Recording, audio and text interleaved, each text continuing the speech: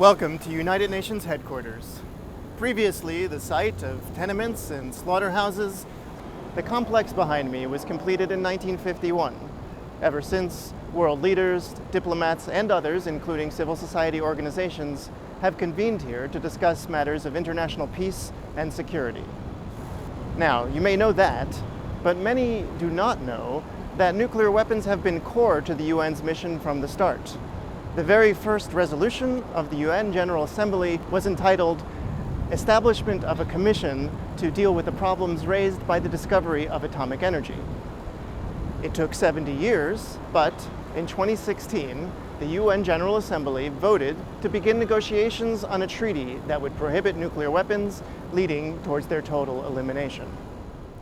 And it was in this room, Conference Room 1 at UN headquarters, where after several rounds of those negotiations, on July 7th, 2017, the text of the treaty was adopted by a vote of 122 countries in favor. The TPNW thus became the first ever treaty that globally bans nuclear weapons. Everything to do with nuclear weapons is prohibited, from developing, producing, testing, possessing, stockpiling, stationing, transferring, using or threatening to use nuclear weapons, or assisting others with any of those prohibited activities, while also providing a framework for the total elimination of nuclear weapons. In addition to preventing future harm from nuclear weapons, the TPNW also addresses past harms from nuclear weapons, in that it is the first ever nuclear weapons-related treaty that obligates its member states to assist victims and remediate environments affected by past use and past testing of nuclear weapons. In January 2021, after the 50th country ratified the TPNW, the treaty entered into force.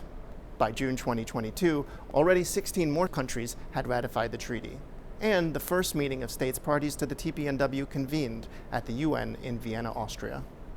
Today, more than 2/3 of the world's governments support the TPNW, almost half of which have taken some legal step under the treaty, either by signing it or by ratifying or acceding to become fully bound as states parties.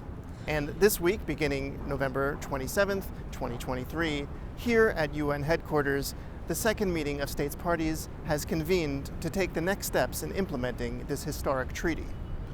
These are the governments that are leading the world to a future finally safe from the threat of the most destructive weapons ever conceived. And they happen to be doing so in a city where nuclear weapons began, but also a city where we have seen a vibrant opposition to nuclear weapons. This is a movement that's reflected by civil society worldwide. In fact, the progress of the Treaty on the Prohibition of Nuclear Weapons is thanks largely to decades of advocacy from an overwhelming majority of civil society throughout the world. In particular, as galvanized by ICAN, the International Campaign to Abolish Nuclear Weapons.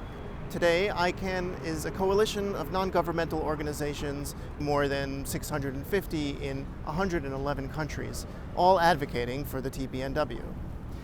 In 2017, ICAN was awarded the Nobel Peace Prize for our work to draw attention to the humanitarian consequences of any use of nuclear weapons, and for our efforts to achieve the TPNW. My name is Seth Sheldon, and I am the United Nations liaison for ICAN. But I am also a New Yorker, born and raised, and I'm proud to be part of a city that opposes nuclear weapons and that supports the TPNW.